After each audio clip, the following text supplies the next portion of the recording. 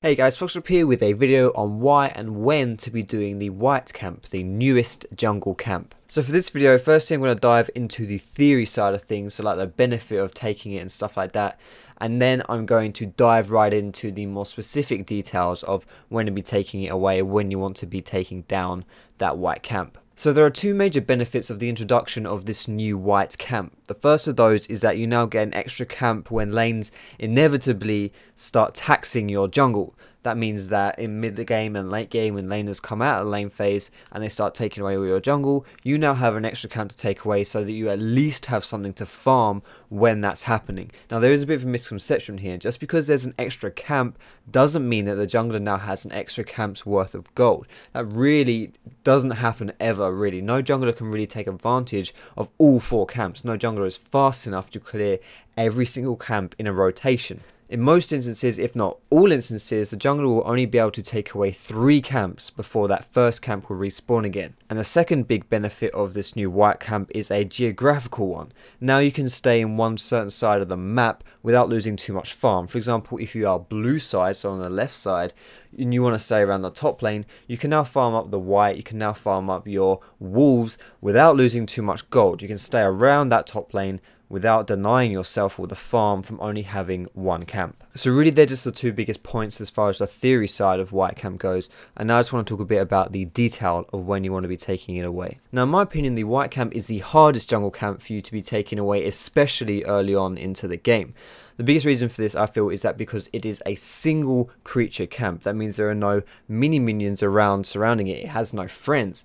That means that for 100% of the time you're taking away that Wight camp, you have a big dude beating the crap out of you. With all the other camps, you are killing a big dude, but then once that guy has died, it's only mini people left, and they don't really hurt you that much. So for most junglers, this means that the Wight camp becomes a bit of a DPS race to kill it as fast as you can before it does too much damage to you. So when should you attempt this Wight camp and when should you avoid it? The first biggest point is if your champion would have high single target damage. If that's the case, then most likely they'll be good at taking away the Wight camp, because like I say, there are no other minions around it, so any kind of AoE abilities you have really don't help you too much when you're fighting it. And this does also include your smite, so I would always say, especially early on into the game, never attempt to take away the Wight camp unless your smite is up. So just for some example champions who would be good at taking away Wight, I would say people like Lee Sin, Jax, Rengar, GP or Elise. Any of those champions, just as examples, are very good at taking away the Wight camp because their single target damage is pretty high. The second thing to take into consideration when you're going for the Wight camp is if your champion has percentage health damage. Now percentage health damage is pretty big for junglers in general. Those that have it usually clear extremely quickly in general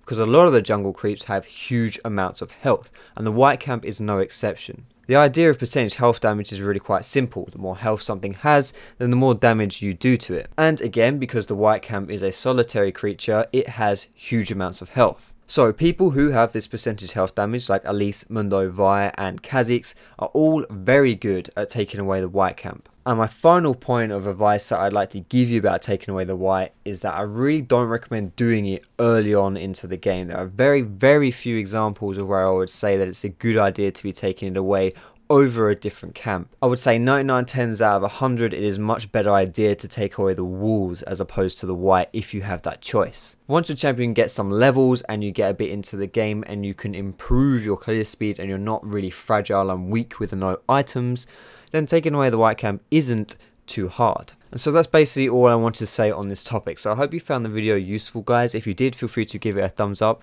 and check me out on my social media, my Facebook, my Twitter, and also you can catch me streaming on Twitch. All of those links are in the description under the video. But thank you very much for watching, guys, and I will see you in my next video.